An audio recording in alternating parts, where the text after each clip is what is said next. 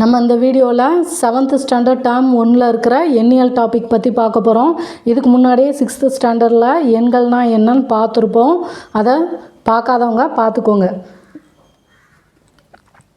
இப்போ பாருங்கள், கூட்டலின் பரிமாற்று பண்பு.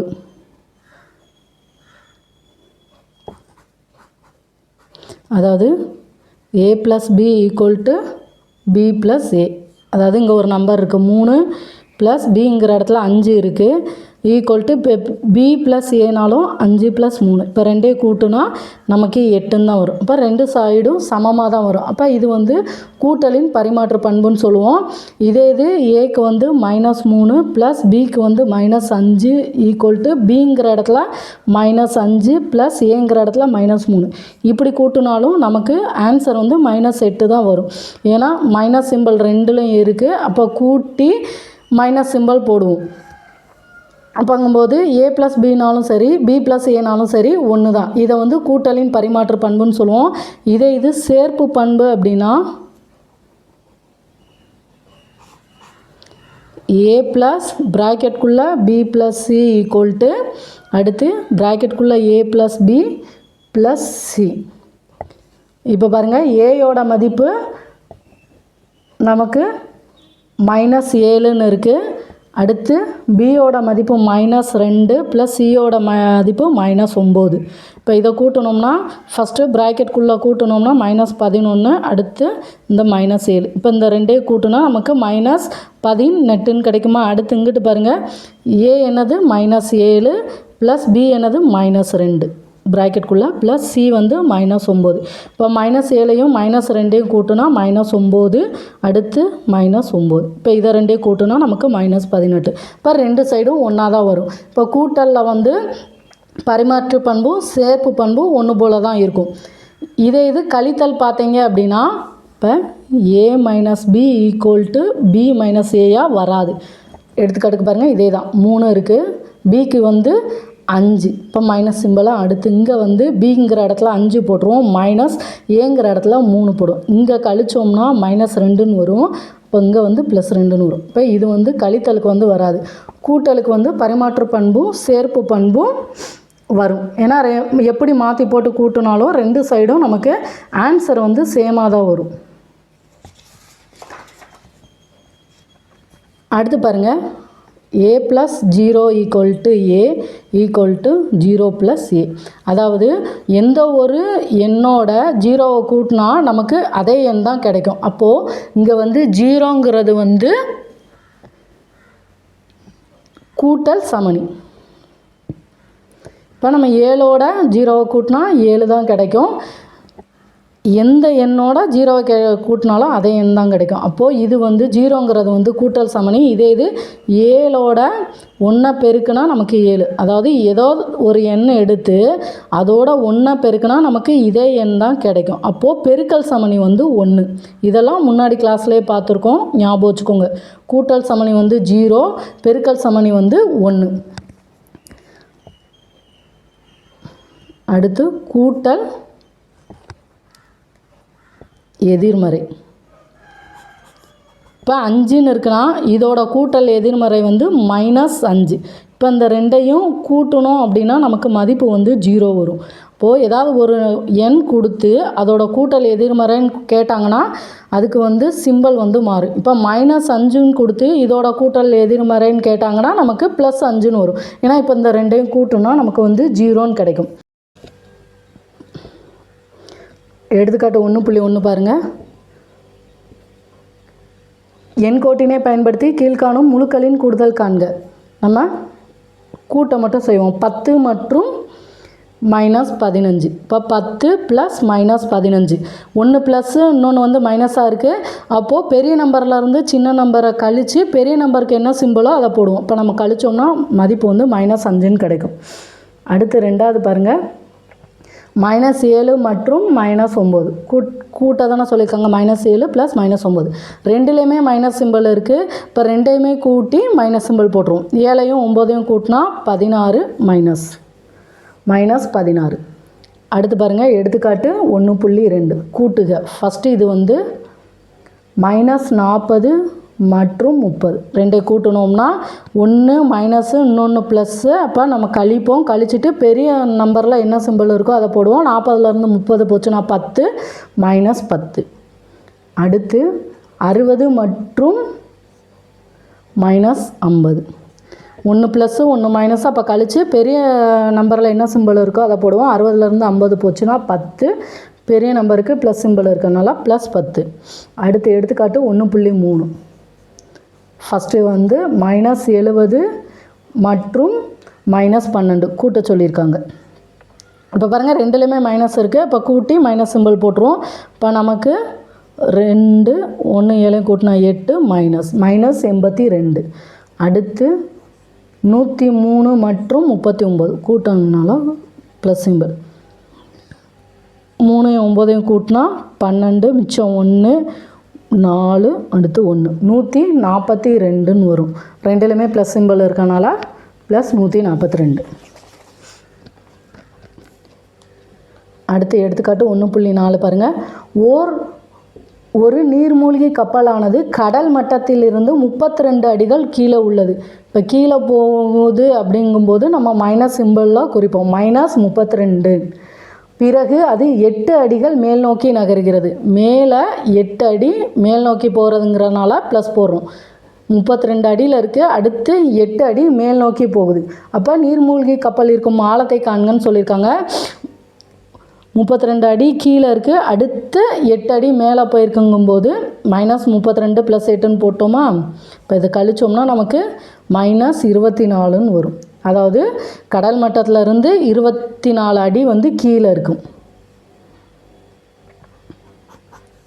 மைனஸ் சிம்பிள் இருக்கிறதுனால அது வந்து கீழே இருக்கும்னு வரும். அடுத்து பாருங்கள். சீதா தனது சேமிப்பான ரூபாய் 225 அலுவலக பொருட்களை வாங்க கடைக்கு சென்று கடன் அட்டையை பயன்படுத்தி ரூபாய் 400க்கு பொருளை வாங்குகிறாள். அதாவது அவங்க கடன் அட்டையில் வந்து 225 ரூபா தான் இருக்குது. சேமிப்பு வந்து 225 ரூபா இருக்குது. அவங்க வாங்குகிற பொருளோட விலை வந்து 400 ரூபா.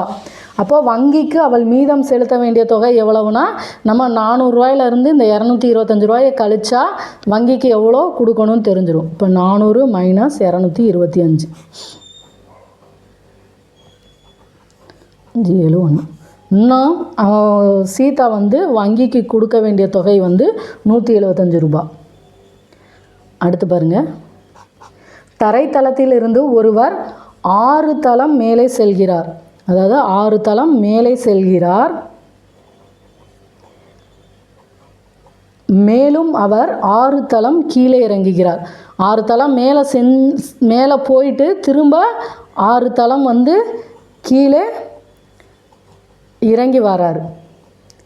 தற்பொழுது அவர் எந்த தளத்தில் உள்ளார் என கண்டறிக. இது நமக்கு பார்த்தாலே தெரியுது. 6 தளம் மேலே போகிறாங்க, திரும்ப 6 தளம் கீழே வராங்க அப்படின்னா அவர் வந்து தரைத்தளத்தில் இருப்பார். ஏன்னா அவங்க வந்து தரைத்தளத்தில் இருந்து தான் 6 தளம் வந்து மேலே போகிறாங்க, திரும்ப 6 தளம் கீழே இறங்கி வந்துட்டாங்க அப்படின்னா அவங்க இருக்கிறது வந்து தரைத்தளத்தில் தான் இருப்பாங்க. ஏன்னா 6 - 6 இப்போ 0ன்னு வரும். இது நமக்கு செஞ்சு பார்க்கணுன்னு அவசியம் இல்லை, புரிஞ்சாலே ஆன்சர் எழுதிடலாம். அடுத்து எடுத்துக்காட்டு பாருங்கள். 120 + 51 மற்றும் 51 + 120 இரண்டும் சமமாகுமான்னு கேட்டிருக்காங்க. ஆமாம், ஏன்னா கூட்டினா ஒன்று போல் தான் மதிப்பு வரும். இதை கூட்டினா நமக்கு 171, இதை கூட்டினாலும் நமக்கு 171ன்னு வரும். அப்போது இது வந்து என்னது? பரிமாற்று பண்பு. பரிமாற்று பண்பை நிறைவு செய்கிறது. அடுத்து பாருங்கள். ரெண்டாவது -5 ப்ளஸ் ப்ராக்கெட்குள்ளே -4 ப்ளஸ் -3 மற்றும் ப்ராக்கெட்குள்ளே -5 ப்ளஸ் -4 ப்ளஸ் -3. இங்கே பாருங்கள், இதெல்லாம் ப்ளஸ் சிம்பிள் தான். இப்போது இது வந்து நமக்கு சேர்ப்பு பண்பு. இப்போ ரெண்டு சைடுமே மதிப்பு வந்து வர்ற மதிப்பு வந்து ஒன்று போல் தான் இருக்கும். -5 மொதல் ப்ராக்கெட்டுக்குள்ளே உள்ளதை கூட்டுவோம். மைனஸ்னாலே -3 கூட்டினா -7. அடுத்து -5 -7 கூட்டினா நமக்கு -12 வருமா. இங்கிட்டு பாருங்கள் -5 -4 ஏன்னா மொதல் ப்ராக்கெட்டுக்குள்ளே உள்ளதை தான் செய்யணும். ஏன்னா பிட்மாஸ் எல்லாம் படிச்சிருப்போம்ல, ஸ்டார்டிங்கில் 6th வரும், அதெல்லாம் பார்த்துக்கோங்க. இதை கூட்டணும்னா நமக்கு -9 அடுத்து +-3. இப்போ இதை கூட்டினோம்னா நமக்கு -12. இப்போ 2 சைடும் சமமாக தான் வரும். இப்போ இது வந்து சேர்ப்பு பண்பை நிறைவு செய்கிறது. a + b = b + a பரிமாற்று பண்பு. a + b + c = a + b + c. இது வந்து நமக்கு சேர்ப்பு பண்பு. அடுத்து பாருங்கள் எடுத்துக்காட்டு. விடுபட்ட முழுக்களை காண்க.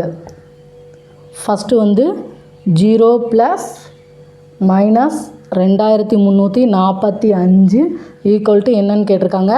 நமக்கு 0வோட எந்த எண்ணை கூட்டினாலும் இதே மதிப்பு தான் கிடைக்கும், -2345.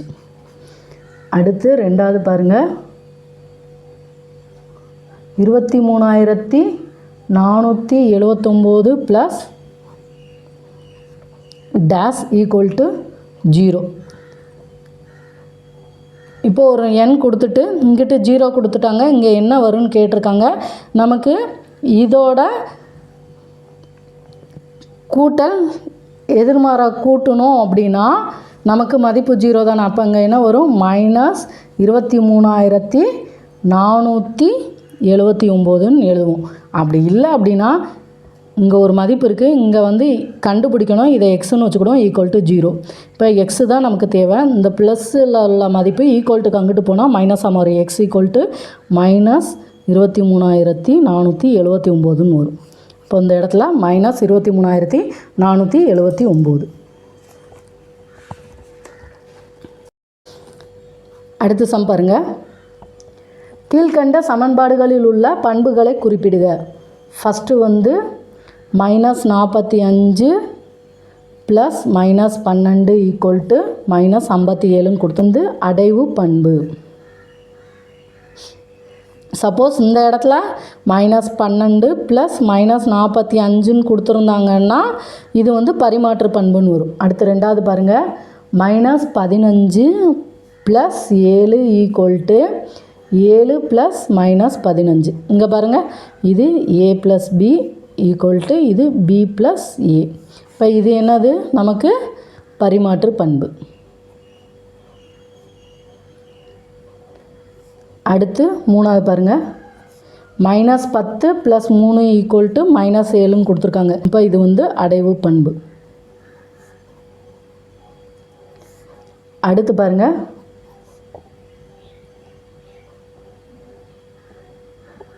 -7 + -5 = -5 + -7. அதாவது இது a + b = b + aன்னு இருக்கா. அப்போ இது என்ன பண்பு, நமக்கு பரிமாற்று பண்பு. அடுத்து அஞ்சாவது பாருங்கள், -7 + ப்ராக்கெட்குள்ளே -4 + -3ன்னு கொடுத்துருக்காங்க ஈக்குவல்ட்டு. அடுத்து ப்ராக்கெட்குள்ளே -7 + -4 அடுத்து +-3.